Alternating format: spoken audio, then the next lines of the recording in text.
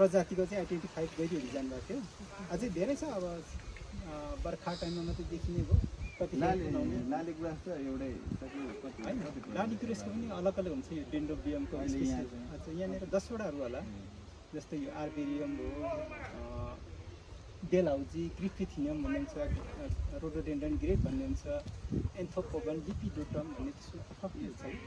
चिमालहरू भन्ने हुन्छ, यो डेलहाउजी, ग्रिफिथिनियमहरू भन्ने त्यो सेतो चिमालहरू हुन्छ। यिनीहरूलाई चाहिँ यसको क्षेत्रफल कति छ?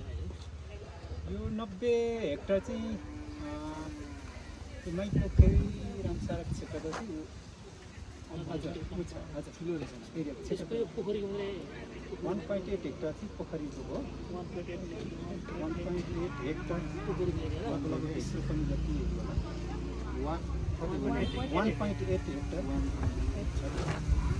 अब माइ पोखरी चाहिँ हजुर यो माइ पोखरी भनेको चाहिँ पूर्वको मध्य पहाडीमा पर्ने एकमात्र रामसार भनेको माइ पोखरी यो, किनकि कान्छो रामसार पनि भन्छ यो क्षेत्रफलको आधारले।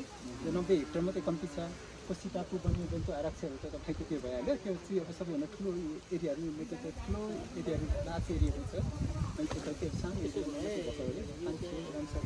गहिराई चाहिँ के छ? गहिराई यसको 8 मिटरदेखि लिएर 9 मिटरसम्मको गरिएछ। यसमा पनि हजुर भित्रकै यो वनस्पतिहरू भयो, जति पनि इन्सेक्ट यो किराहरू भयो, यिनीहरूको पनि सबै अध्ययन भइसक्यो। त्रिभुवन विश्वविद्यालयहरूको पनि आउनुहुन्छ, यहाँ बोटगाउँको बोटगाउँ हजुर त्यहाँको पनि सबै आइरहनु हुन्छ उहाँहरूको पनि स्टडी गर्ने। यो पोखरीमा चाहिँ के पाइन्छ? पोखरीमा हजुर माछा चार प्रजातिहरू चाहिँ माछाहरू यहीँको रैथाने त्यो हजुर रैथाने भन्यो भने यो गोल्डफिसहरू चाहिँ यहाँको रैथाने जस्तो भयो, लोकलदेखि नै यो देखिएकोहरू भयो। अरू पनि अनि अरू चाहिँ अब पूजापाठ गर्नेहरूले अब ग्रासकरहरू पातहरू माछाहरू चाहिँ पछिबाट हालेको रहेछ। त्यो बलिस गरेको छैन। अब कतिखेर आएको भाकल गरेर हालिदिने सट्टा हालिदिने किनेर किसिमको भएको छ। यहाँको जति पनि हेबिटेट यो वासस्थान भएको माछाहरूले चाहिँ अब मास्ने त्यस्तोहरू पनि भइरहेछ। त्यो यो वन्यजन्तु नि वन्यजन्तु के पाइन्छ सर? यो ओतहरू भन्ने भयो, पानी ओत भन्छ नि होला। हजुर त्यो पनि दुर्लभ प्रजातिमा छ।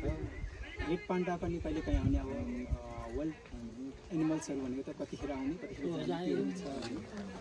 अनि डियो पार्कियाट भन्ने छ नि, यो चरीबाग भन्ने सुन्नुभएको होला नि, यो सानो सानो चित्त यस्तो दुर्लभ सूची खालको पनि होइन, योहरू पनि देखिन्छ कहिले काहीँ। अनि यही कालिजहरू मृगहरू यो देखिने भयो। कहिले कहिले यो कालो मृगहरू पनि देखिन्थ्यो। तपाईँको नि यो 90 हेक्टर भन्नु नि अन्दाजमा हजुर होइन, यो उनी भएको एरिया रुख गरेछ, 90 कभर गरिएछ। त्यो सबै कभर 12 हेक्टर चाहिँ अब हाम्रो एक्टिभिटी। तपाईँको यो के हो? 90 हेक्टर चाहिँ पुरै कभर गर्नु भएको छ? तारभित्र बारी गर्नु भएको छ कि के छ? 90 हेक्टर चाहिँ पिलर 12 मात्रै छ। हेक्टरलाई चाहिँ गरिएछ। 90 हेक्टर चाहिँ पिलर त्योभन्दा छ। बाहिर पनि जङ्गल छ?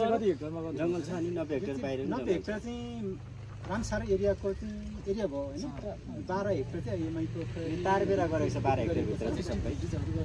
हजुर जस्तै यहाँनिर चाहिँ रिसर्च सेन्टरहरू जस्तो पर्छ कि यो माइ पोखरी। यो पोखरी पूजा गर्ने यहीहरू मात्रै होइन, दुर्लभ वनस्पतिहरू भयो, जस्तै यो गलैँचे छाउहरू भन्ने छ होइन। यही माइ पोखरीको हाम्रो इन्डोनिक वाइल्ड फाइटिङ्स भनेको यही माइ पोखरीबाटै आइडेन्टिफाई भइसकेको। उहाँहरूले जस्तै वनस्पति पढ्नेहरू अरू विज्ञान यिनीहरू जति पनि भौतिक विज्ञान पढ्नेहरूले चाहिँ यो माइ पोखरीमै मात्रै छ है भन्ने त्यस्तोहरू बनाएको छ क्या आइडेन्टिफाई।